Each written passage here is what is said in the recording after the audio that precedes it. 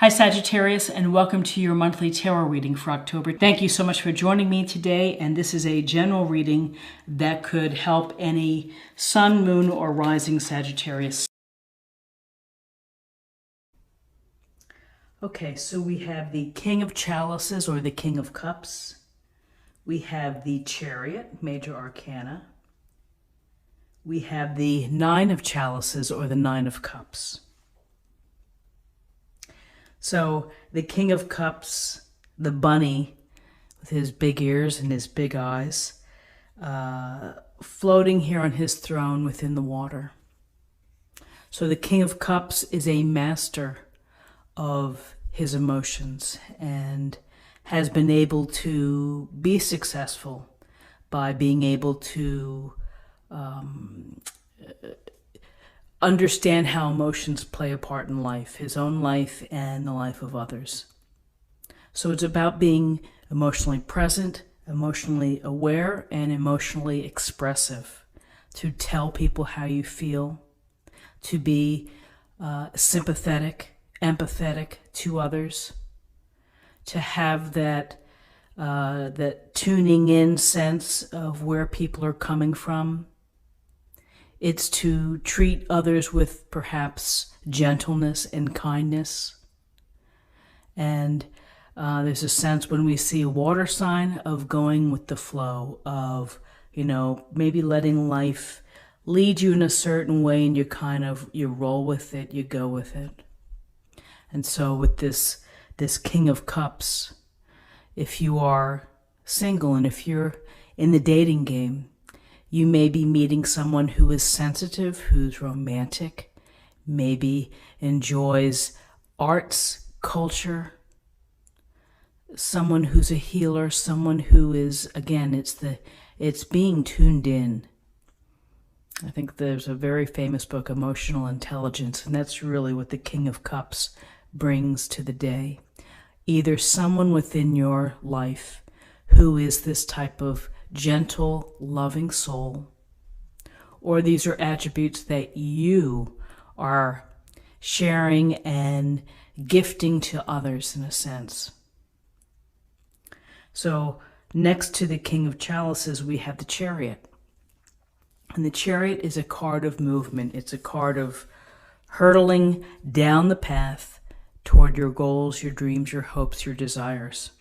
And it takes mastery, it takes talent, it takes ability, and it takes some form of confidence to be able to master the art of driving the chariot and of managing these two bulls right here who may want to go in different directions.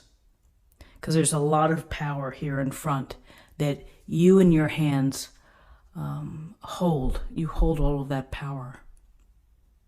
And so with the Chariot, there's this sense of, I think it's very indicative of the power that we have in our life to reach our dreams, to move forward on goals, whether they're small goals or larger goals. But it's a matter of how you hold the reins, how you stand tall, and how you continue to look forward toward the end, toward the finish line, if you will. And so the Chariot's about movement. You may feel that things are picking up. You're becoming more active. You may feel more confident in your abilities. The Chariot tells us that you will be successful. Doesn't mean it's going to be an easy ride. You may be having to navigate and to compromise and do whatever you need to do in order to keep the movement and the momentum moving forward. So success. And then the lovely Nine of Chalices. We see our happy bunny here on his bench, and behind him he is proudly displaying his 9 cups, as if to say, "Whew, I'm so fortunate. I'm thrilled to have these 9 full cups." Now, behind the scenes, perhaps it was taking the the drive and the skill and the will and the ambition of this chariot to get to that place.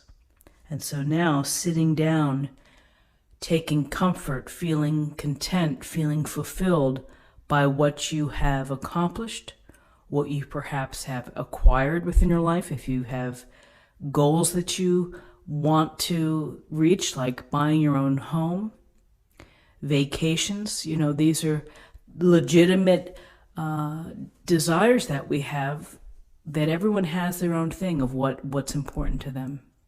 And you put in the time and the energy to get there. And this is a moment to reflect, to enjoy, to feel good for what you have. The thinking, though, is it's in addition to the material part, is to be mindful of the spiritual element as well. Is that sometimes we may gather a lot of things, but we may not feel that content. So if you can strike the right balance between spiritually where you are, with happiness, with good friends, and the comforts of your home or the comforts of your lifestyle, then that's a pretty good marriage. And then, of course, it goes without saying that the Nine of Chalices or the Nine of Cups is a wish card, to make a wish, to set your intention. And that intention, hopefully, will come true. And again, life, it's about positive thinking. It's about visualizing success and where it takes you. The Romeo, oh my gosh. Just stay, Romeo. Don't come on the table. Relax. Sit down. Okay, so we have, in terms of numbers, we have 1 and 7 is 8. 8 and 9 is 17, so that reduces to 8. 8 is about personal power, progress, accomplishment, being recognized, perhaps.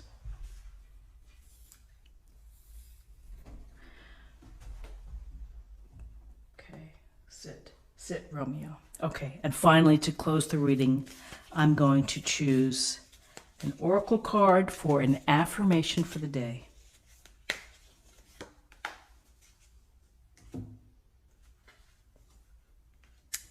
Sharing. Lovely card.